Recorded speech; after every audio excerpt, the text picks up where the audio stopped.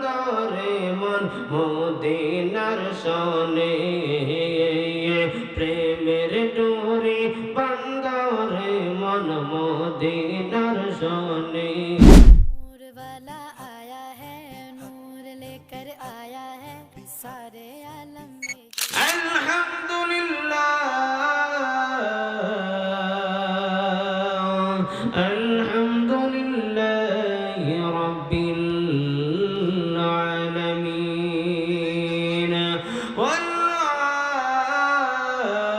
আকিবাতু লিল মুত্তাকিন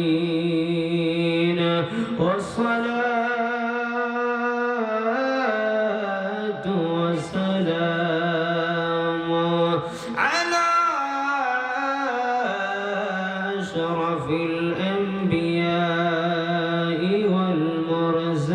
والمرسلين فقد قال الله تعالى في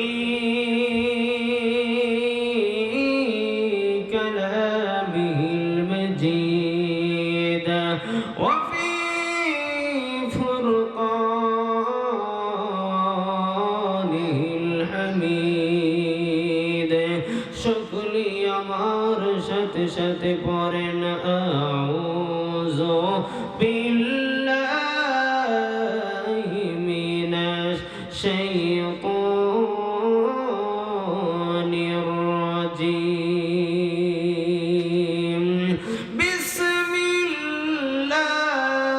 বিসমিল্লাহির রহমানির রহিম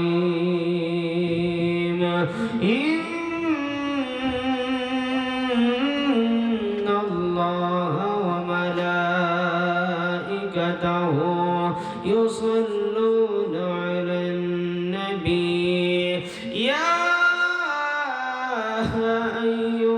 আইয়ুহাল্লাযীনা আমানু সাল্লু আলাইহি ওয়া সাল্লিমু তাসলিমা আল্লাহুম্মা سيدنا مولانا محمد وعلى آل سيدنا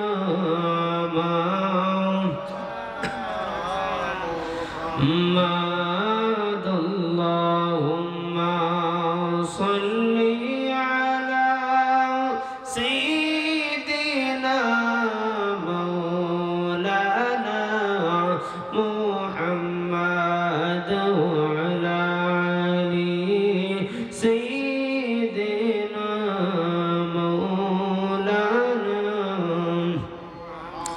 বেলাদক আরশ হইবে বাড়ির তরি পাবে না সময় থাকতে আমল করে পদ কইরা দাও সাধনা আল্লাহুম্মা সাল্লি আলা سيدنا مولانا محمد وعلى آل سيدنا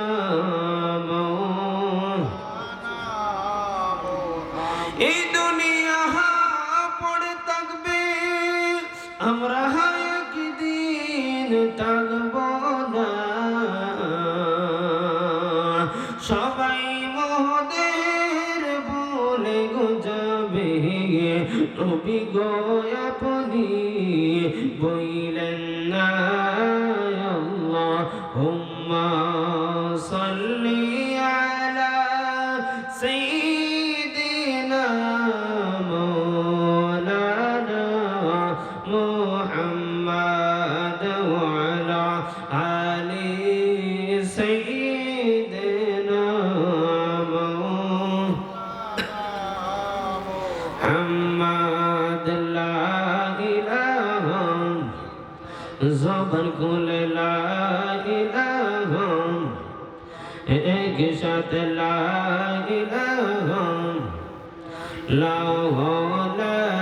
इलाहा जोड़े ला इलाहा इल्लल्लाह ला इलाहा इल्लल्लाह ला इलाहा इल्लल्लाह ला इलाहा इल्लल्लाह ला इलाहा ला बोली हस्बी रब्बी जल्लल्लाह मा फी क़ल्बी गैरुल्लाह बोली हस्बी रब्बी जल्लल्लाह मा फी क़ल्बी गैरुल्लाह बोली नूर मुहम्मद सल्लल्लाह बोली नूर मुहम्मद सल्लल्लाह ला इलाहा इल्लल्लाह ला इलाहा इल्लल्लाह ला इलाहा बोली আমাদের মনের বেদনা হায়রে বুঝাইলে কেউ বুঝে না বলি আমাদের মনের বেদনা হায়রে বুঝাইলে কেউ বুঝে না হায়রে শোনাইলে কেউ শোনে না বলে শোনাইলে কেউ হায় শোনেন শাহে মাদিনা লা ইলাহা ইল্লাল্লাহ লা ইলাহা ইল্লাল্লাহ লা ইলাহা ইল্লাল্লাহ লা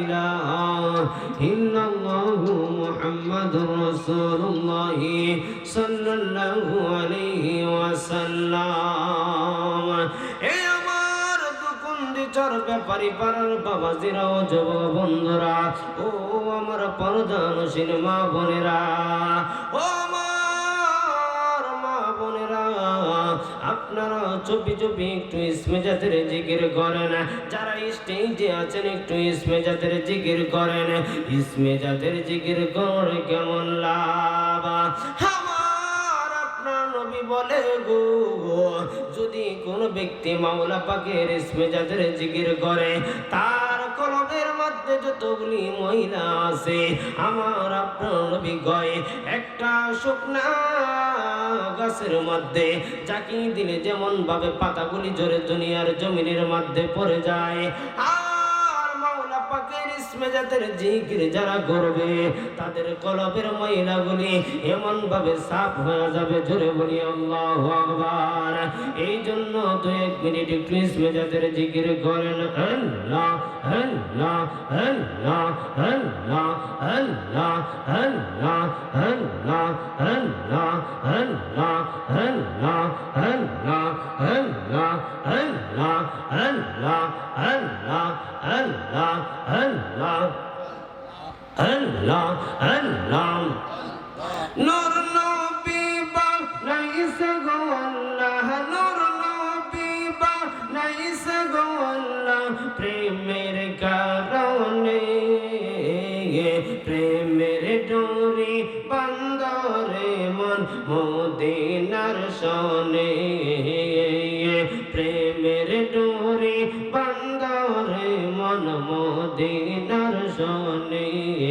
আল্লাহ আল্লাহ আল্লাহ নূর নবী বানাইছে গো আল্লাহ নূর নবী বানাইছে গো আল্লাহ প্রেমের কারণে প্রেমের ডোরি বান্দরে মন মদিনার শোনে আল্লাহ আল্লাহ আল্লাহ বানাইয়াছে আসমান জমিন আর বানাইলেন রাত্র আর দিন আল্লাহ আল্লাহ মানুষ বানাইছে গো আল্লাহ মানুষ বানাইছে গো আল্লাহ প্রেমের কারণে প্রেমের ডোরে বান্দরে মন মদিনার শানে আল্লাহ আল্লাহ আল্লাহ আল্লাহ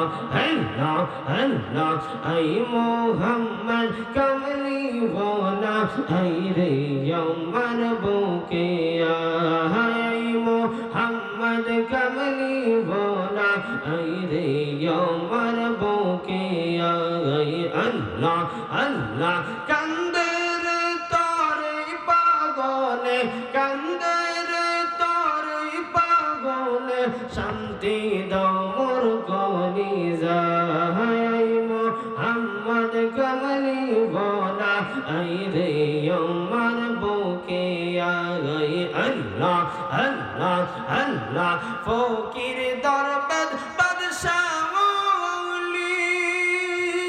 তুলিতে সেই ফুলের কলি কান্দে লইয়া বিকর তলি বাস করে গাছের তলে আই মোহাম্মদ কমলি ওয়ালা আই রে আমার বুকে আই মোহাম্মদ মদিনা ওয়ালা আই রে আমার বুকে আই আল্লাহ আল্লাহ আল্লাহ ফকির দরবার বাদশাহ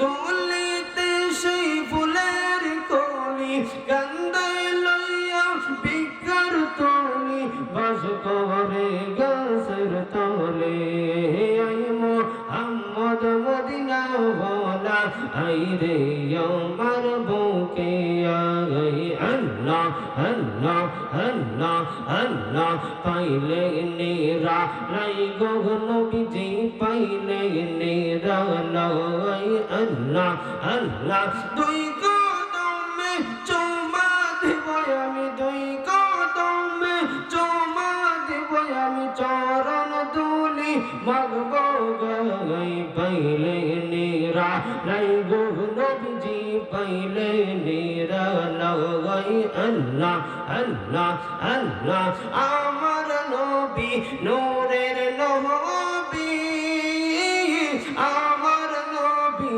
জিন্দা নবী আল্লাহ আল্লাহ আল্লাহ আল্লাহ ইলাহা ইল্লাল্লাহ মুহাম্মাদুর রাসূলুল্লাহ সাল্লাল্লাহু আলাইহি ওয়াসাল্লাম একটা জবানও বন্ধ রাখবেন না সকলেই জবান খুলে চিৎকার মেরে বলেন না আল্লাহু আকবার দোকন্দি চর ব্যাপারী বাড়ি বাইতুন নূর জামিয়া মসজিদের উদ্যোগে সারি সব মাহফিল আজকের মাহফিলের যিনি সম্মানিত সভাপতি জনাব মোহাম্মদ মুজিবুর রহমান সাহেব জমিদাতা দোকন্দিচর ব্যাপারী বাড়ি জামিয়া মসজিদ আজকের মাহফিলের যিনি প্রধান অতিথি জনাব মোহাম্মদ লিটন মিয়া বিশিষ্ট ব্যবসায়ী ঢাকা এছাড়াও পোস্টারে অনেকের নাম আছেন আমার পূর্বে যিনি আলোচনা করেছেন চমৎকার কণ্ঠে হযরতুল আল্লামা হযরত মাওলানা শফিকুল ইসলাম সাহেব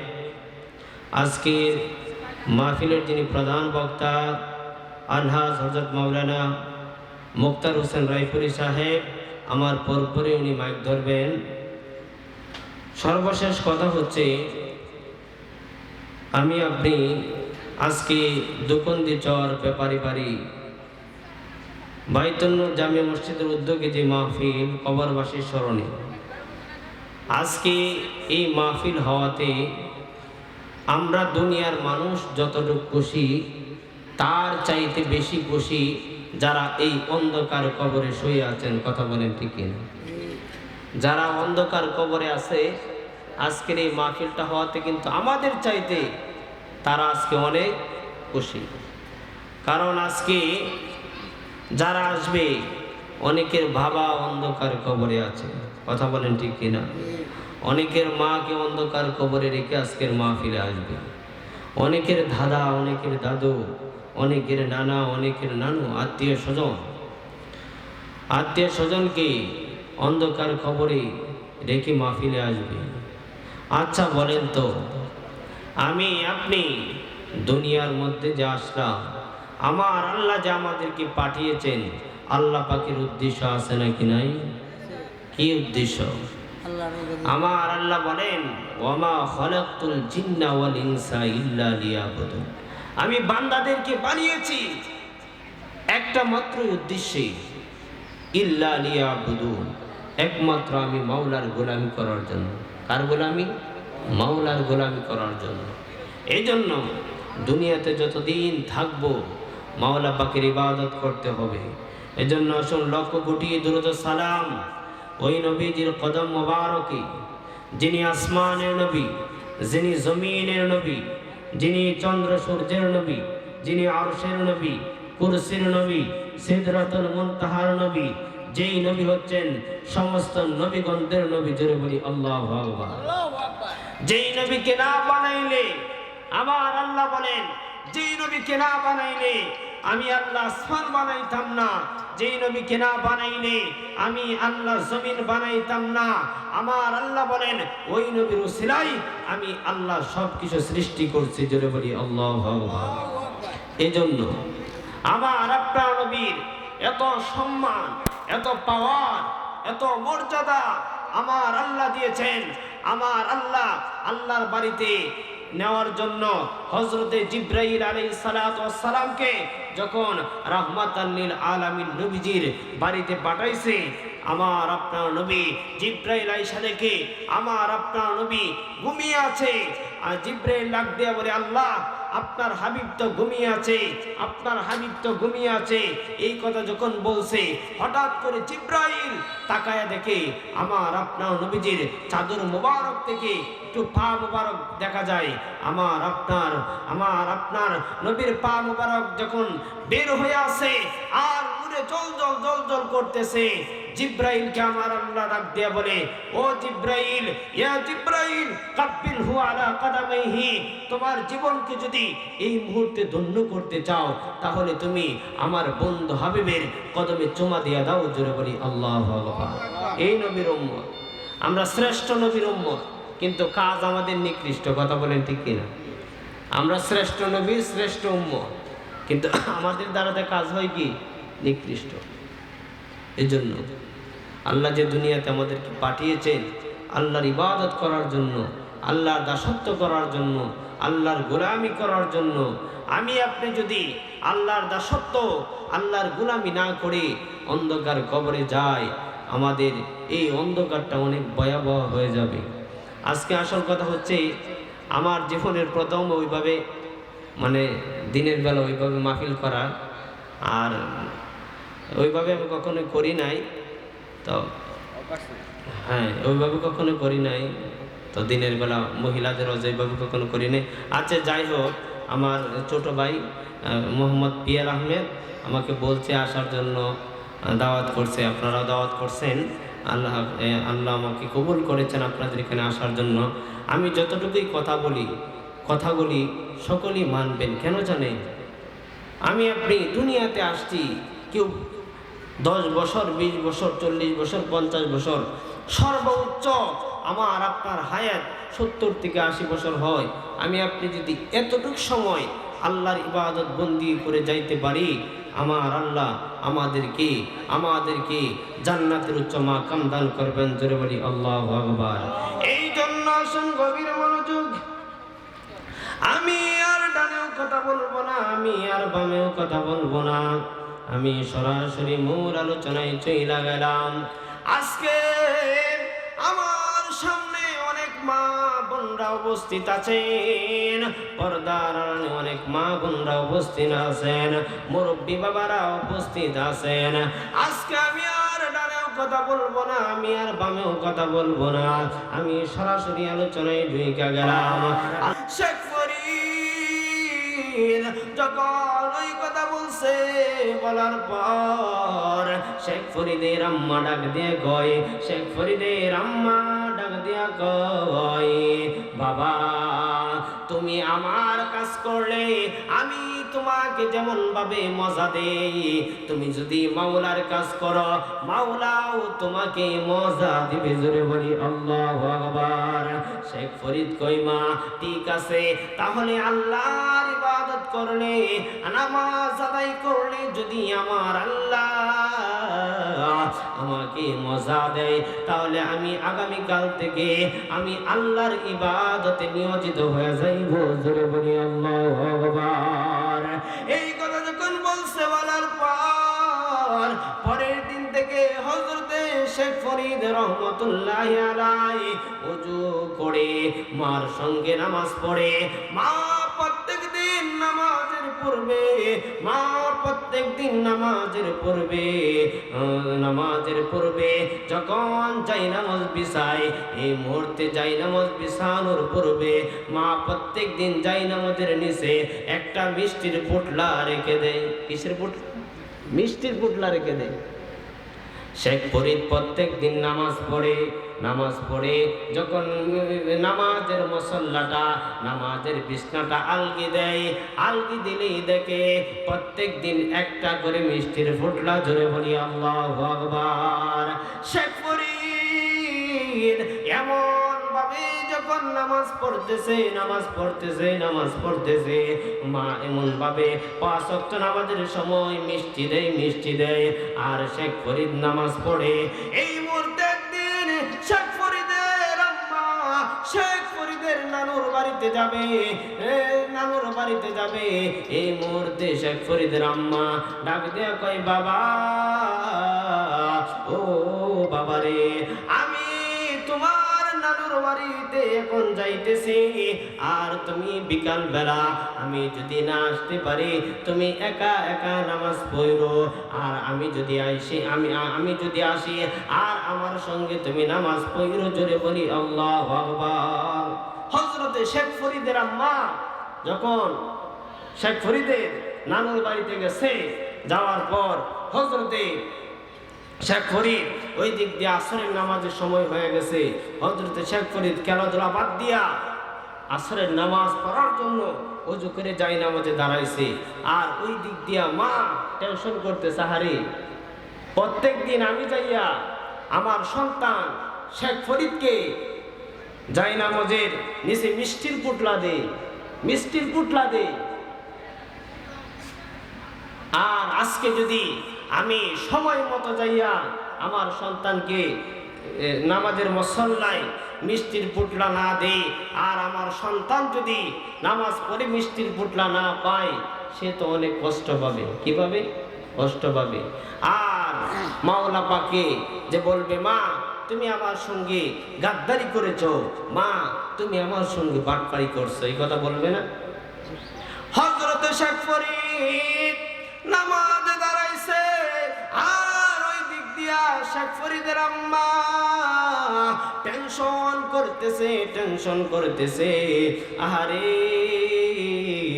আমার সন্তান তো নামাজের সময় হয়ে গেছে, আমার সন্তান তো নামাজে দাঁড়াইয়া যাবে, আর নামাজ পড়া যদি জায়নামাজ উঠাইয়া যদি আমার সন্তান মিষ্টির ফুটলা না পায়, তাহলে আমি মার সঙ্গে তো রাগ করবে, আল্লাহর সঙ্গে তো রাগ করবে।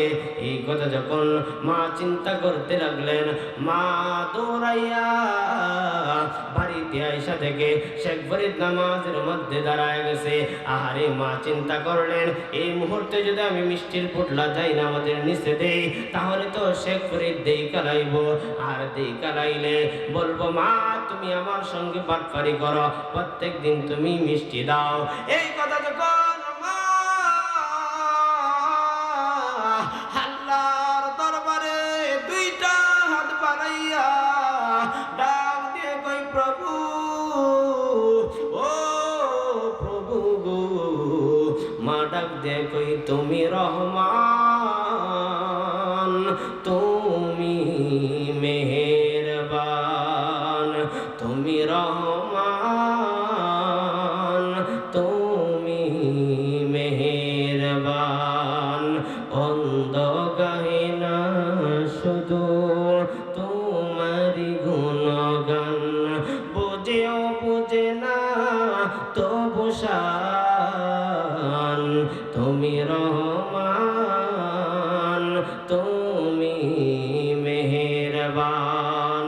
কখনো তোমাকে যদি বলি হেদায়েতের আলো জেলে নিও কাছে তুলি, কখনো তোমাকে যদি বলি হেদায়েতের আলো জেলে নিও কাছে তুলি, ক্ষমা কর দয়া করো ওহে দয়াবান, তুমি রহমান,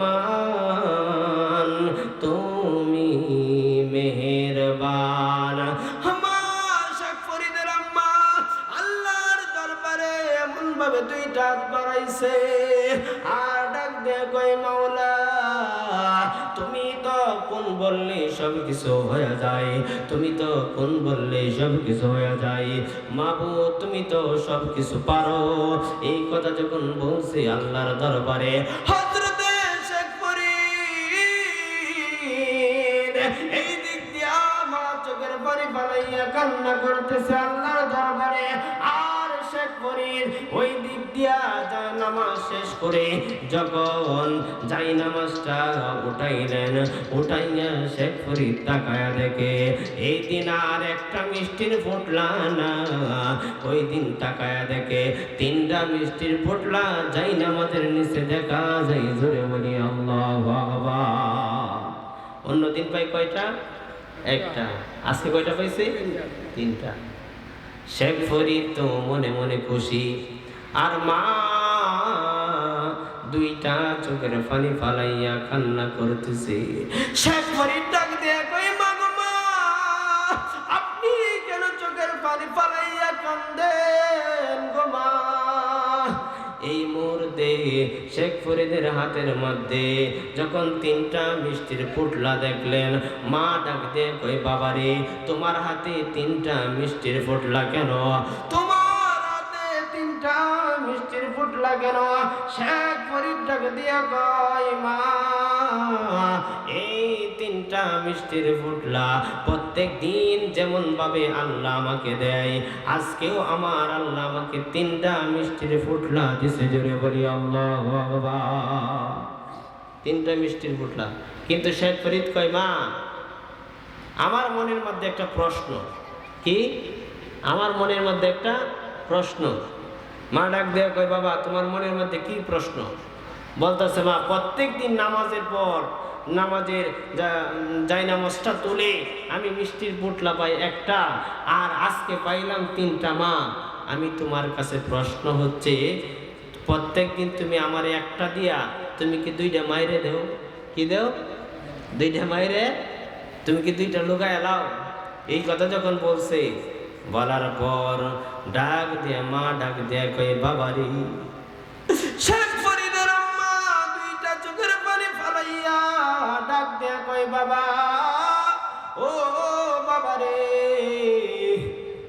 আজকে তোমার কাছে আমি সত্য কথা বলি, প্রত্যেক দিন আমি মা তোমাকে মিষ্টি দেই, কিন্তু আজকে আমি মা তোমাকে মিষ্টি দেই নাই। আজকে যিনি মিষ্টি দিয়েছেন তিনি হচ্ছেন তোমার আমার আল্লাহ। জোরে জোরে বলি আল্লাহু আকবার।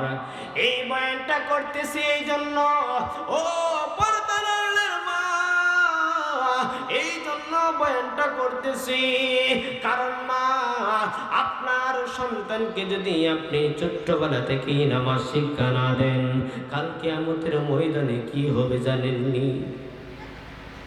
আল্লাহ যখন আপনার সন্তানকে জিজ্ঞাসা করবে তুমি কেন ছোট্টবেলায় নামাজ পড়ো নাই, যৌবনকালে তুমি কেন নামাজ পড়ো নাই, তখন যদি আপনার সন্তান বলে আল্লাহ আমার মা আমাকে কোনোদিন নামাজ শিক্ষা দেয় নাই, আমার বাবা আমাকে কোনোদিন নামাজের জন্য তাগিদ দেয় নাই, কিন্তু দেখেন শেখ ফরিদের আম্মা শেখ ফরিদকে কিভাবে নামাজের জন্য তাগিদ দিচ্ছে, কিভাবে নামাজ পড়ার জন্য শেখ ফরিদকে বলতেছে মা এই ঘটনাটা একটু আমল করার চেষ্টা করবেন মা। ও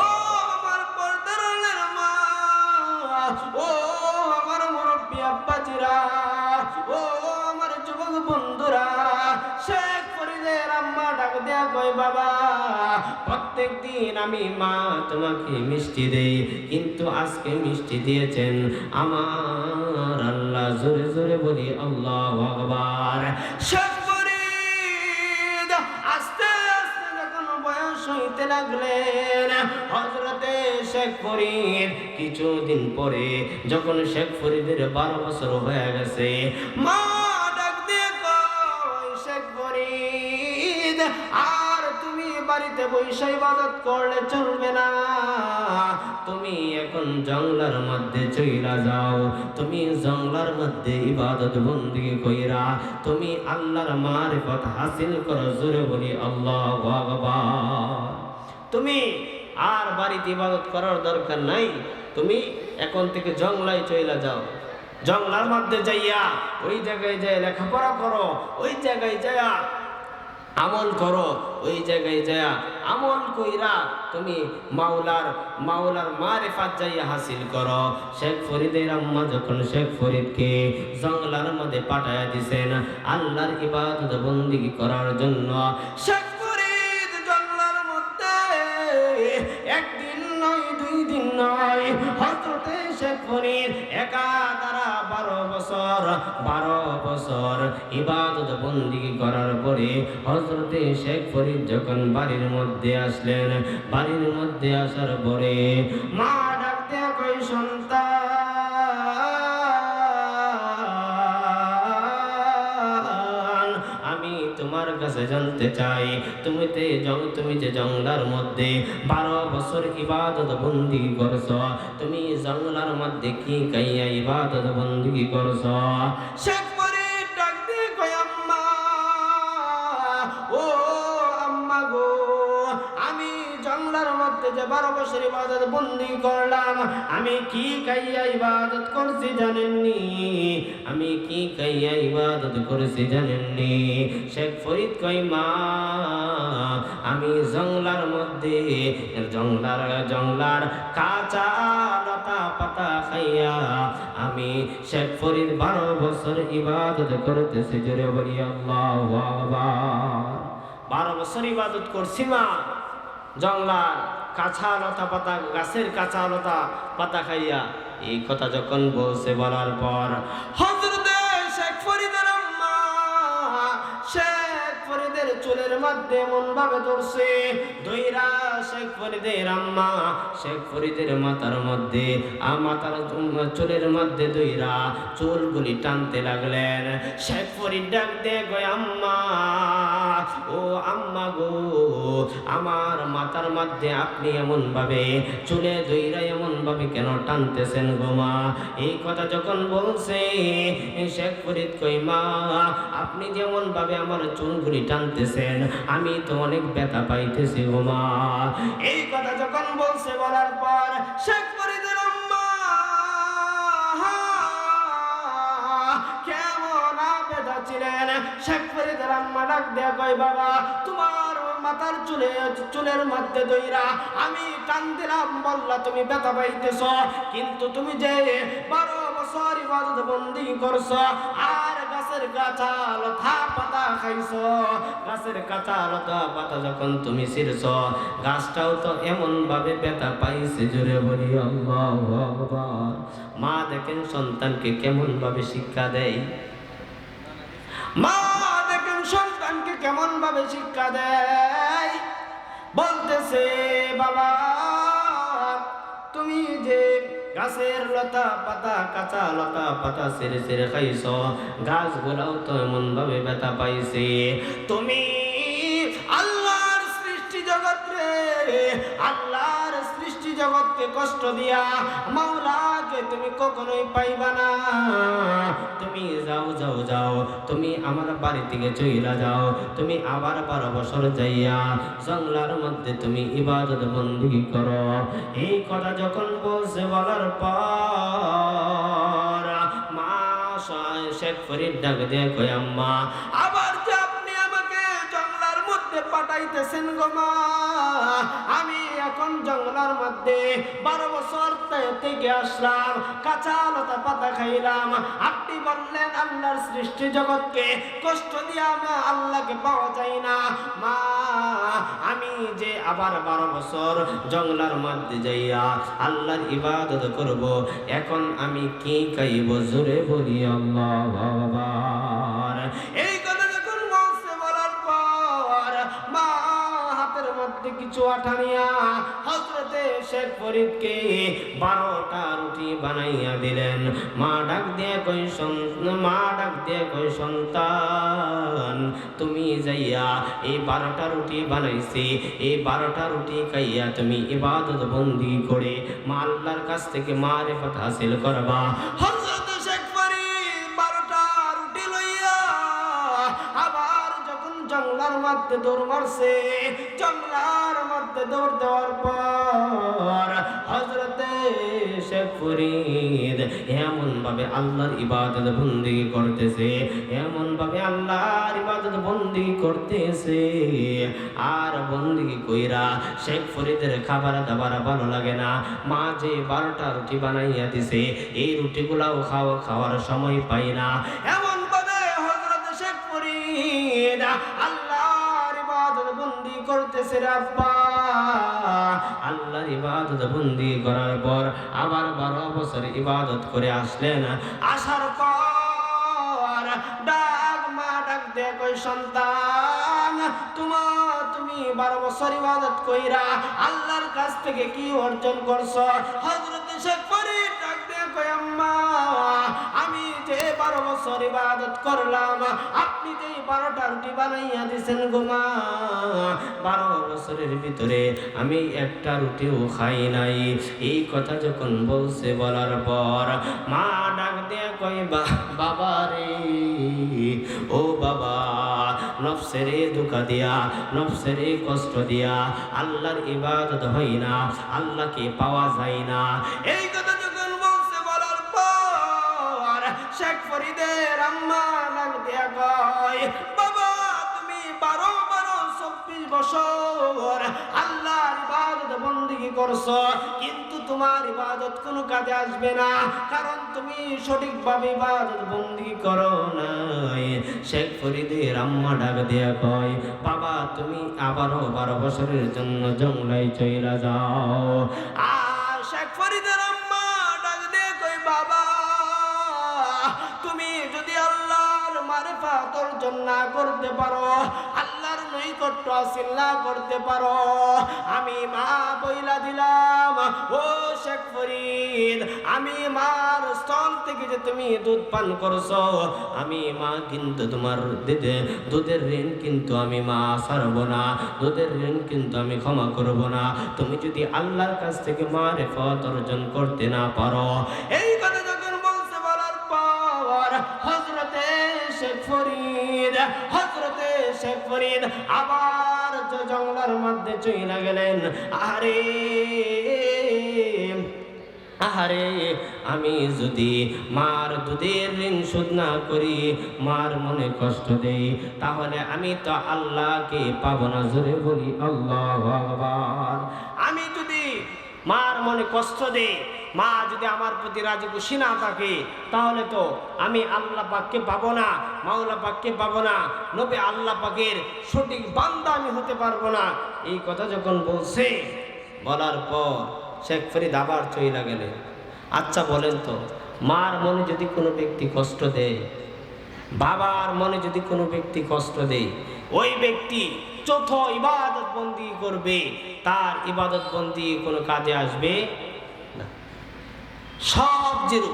মার মনে কষ্ট দিয়া আপনি নামাজ পড়লে কাজে আসবে না, মার মনে কষ্ট দিয়া আপনি রোজা রাখলে কাজে আসবে না, মা বাবার মনে কষ্ট দিয়া আপনি হজ করলে কাজে আসবে না, মা বাবার মনে কষ্ট দিয়া আপনি যাকাত দিলে কাজে আসবে না, মা বাবার মনে কষ্ট দিয়া আপনি তাসবিহ তাহলিল জিকির ফিকির করলে, কোন কিছু করলে কোনো কাজে আসবে না। এজন্য মা বাবা মনে যদি আমি আপনি কষ্ট দিই, আমার আপনার নবী বলেন, যেই ব্যক্তি মা এবং বাবার মনে কষ্ট দিল, ওই ব্যক্তির তো কোনো আমলেই আল্লাহর দরবারে কবুল হবে না, আর ওই ব্যক্তির মৃত্যুর সময় তার কালিমা নসিব হবে, কালিমা নসিব হবে। কেমন ভাবে? নবীর একজন সাহাবী ছিলেন, এই ঘটনাটা এখানে রাখলাম। নবীর একজন সাহাবী, যেই সাহাবীটার নাম হচ্ছে হযরতে আলকামা। হযরতে আলকামা রাদিয়াল্লাহু তাআলা আনহু নবীর পিছনে নামাজ পড়ছে, নবীর সঙ্গে জিহাদের ময়দানে গেছে। হযরতে আলকামা রাদিয়াল্লাহু তাআলা আনহু নবীর অনেক কাজে সহযোগিতা করছে। একদিন হযরতে আলকামা অনেক অসুস্থ হয়ে গেছে। অসুস্থ হয়ে যাওয়ার পর আলকামার বিবি আয়েশা নবীর দরবারে আসলেন। আসার পরে ডাক দিয়ে বলতেছে, ইয়া রাসূলুল্লাহ, ইয়া হাবিবাল্লাহ, আমার স্বামী অনেক অসুস্থ। আচ্ছা বলেন তো, স্বামী যদি অসুস্থ হয় স্ত্রীর মায়া লাগে কি লাগে না? কথা বলেন। আর হাউমাউ করে কান্না করতেছে, বলতেছে, ইয়া রাসূলুল্লাহ, আমার স্বামী মনে হয় বাঁচবে না, আমার স্বামী অনেক অসুস্থ। স্বামী আর স্ত্রীর এমন মহব্বত, এই জন্য সাধকরা বলে, স্বামী আর স্ত্রী বানাইতে যেন মিস্ত্রি, সে বড় কঠিন কারিগর মনরে, সে বড় আজব কারিগর। কথা বলেন ঠিক কিনা? স্বামী আর স্ত্রীর মহব্বত এত দিয়েছেন, যে সংসারে স্বামী আর স্ত্রীর মহব্বত ভালোবাসা থাকবে, এই সংসারে আল্লাহর রহমত বরকত থাকবে। তে নবীর দরবারে যখন কান্না করতেছে, কান্না করার পর বলতেছে, ইয়া রাসূলুল্লাহ, আমার স্বামীর এদিকে বুঝতেছে আমার স্বামী বাঁচবে না, আপনার কিছু সাহাবীদেরকে আমার বাড়িতে পাঠান, আমার স্বামীকে কালিমার তালকিন দেওয়ার জন্য। জোরে বলি আল্লাহু আকবার। হযরতে আলকামার স্ত্রী যখন রাহমাতাল লিল আলামিন মায়ার নবী নূরের নবীর কাছে এই কথা বলছে, বলার পর আমার আপনার নবী ডাক দিয়ে কই, বেলাল, ও বেলাল, ও আবু বকর, ও উসমান, ও আলী, তুমি তোমরা এই মুহূর্তে হযরতে আলকামার বাড়ির মধ্যে চইলা যাও। আলকামার বিবি আমার কাছে আসছিল, আলকামার শরীরটা ভালো না, আলকামা অনেক অসুস্থ, আলকামা মৃত্যুর শয্যায় পড়ে আছে। এই কথা যখন বলছে, বলার পর কিছু সাহাবায়ে কেরামকে হযরতে আলকামার বাড়ির মধ্যে যখন পাঠাইলেন, পাঠানোর পর হযরতে বেলাল বারবার আলকামাকে কালিমার তালকিন দিতেছে, কিন্তু আলকামার জবান দিয়া কালিমা আসতেছে না, আলকামার জবান দিয়া কালিমা আসতেছে না। আচ্ছা বলেন তো, যদি মরণকালে আমার আপনার জবান দিয়া কালিমা না আসে, তাহলে আমাদের মতো কপাল পোড়া আর কেউ নেই। কথা বলেন ঠিক কিনা? কারণ জানেননি আজরাইল আমার আপনার সামনে যখন আমি আপনি যদি বেঈমান হয়ে মারা যায়, আজরাইল ডাক দেয়া বলে, ও পৃথিবীবাসী, আমি দুইটা সূরত ধরতে পারি। একটা সূরত হচ্ছে অনেক সুন্দর সূরত, আর একটা সূরত হচ্ছে অনেক ভয়ঙ্কর সূরত। আজরাইল কয়, যদি কোনো ব্যক্তি ইমানদার হয়, তার ঘরের ভিতরে গেলে আমি পাগড়ি পরিধান করে, জুব্বা পরিধান করে তারপরে যাই। আর যদি বেঈমান ব্যক্তির ঘরে যায়, তাহলে কেমন ভাবে ভাই যাই জানেননি? আজরাইল কয়, একটা ব্যক্তির যখন ঈমান থাকবে না, একটা ব্যক্তি যখন বেঈমান হয়ে মারা যাইবে, আজরাইল কয়, আমি এমন একটা বেশ ধরে যাই, আমার চোখগুলা অনেক বড় বড় থাকে, আমার হাতগুলা অনেক বড় বড় থাকে, আমার চুলগুলা অনেক বড় বড় থাকে, আমার চুলগুলা অনেক এলোমেলো থাকে, আমার চক্ষুটা একবারে লাল থাকে। আজরাইল কয়, আমার এই ভয়ঙ্কর সূরত দেখা যাদের ঈমান নাই, তাদের শরীরের যতগুলো রোগ আছে, রোগগুলি টাস টাস করে ছিঁড়ে যাবে, তার শরীরের রোগগুলি টাস টাস করে ছিঁড়ে যাবে। আজরাইল কয়, তার দেহের ভিতরে যত রক্ত আছে সব শুকাইয়া পানি হইয়া যাইবে। আজরাইল কয়, আমার সুরত দেখা বেঈমান মানুষটা তত্তর করে কাঁপতে থাকবে। মরণেরই কথা মানুষ স্মরণ করোনা, আজরাইল আসিলে পরে কফিয়ত চলবে না। সে যে নামে আজরাইল এক সেকেন্ডে বন্ধ আত্মা করিবে দাকিল। সে নিজের জীবন নিজে নিবে, বাধা মানবে না। আজরাইল আসিলে পরে কফিয়ত চলবে না। মরণেরই কথা মানুষ, মরণেরই কথা মানুষ স্মরণ করোনা, আজরাইল আসিলে পরে কফিয়ত চলবে না। আজরাইল আসিলে পরে কফিয়ত চলবে না। এই জন্য পর্দার মা, এখন থেকে আপনারা আল্লাহর ইবাদত বন্দেগীতে নিয়োজিত হয়ে যাইতে হবে। কারণ আজরাইল কিন্তু কেউ কাউকে ছাড়বে না, আজরাইল কিন্তু কাউকে ছাড়বে না। এই জন্য হযরতে আলকামা রাদিয়াল্লাহু তাআলা কে বারবার যখন কালিমার তালকিন দিতেছে, আলকামার জবান দিয়া কালিমা আসতেছে না। এই কথা যখন হযরতে বেলাল দৌড়ায় গেলেন নবীর কাছে, যাইয়া বলে ইয়া রাসূলুল্লাহ, ইয়া হাবিবাল্লাহ, নবী, যে আলকামা আপনাকে অনেক ভালোবাসতো, আপনাকে অনেক মহব্বত করতো, এই আলকামা জবান দিয়া কালিমা আসতেছে না। এই কথা শোনা মাত্রই রাহমাতাল লিল আলামিন, মায়ার নবী, নূরের নবী, নূরের নবী দুইটা চোখের পানি ফালাইয়া কান্না করতেছে। আর ডাক দে কই বেলাল, ও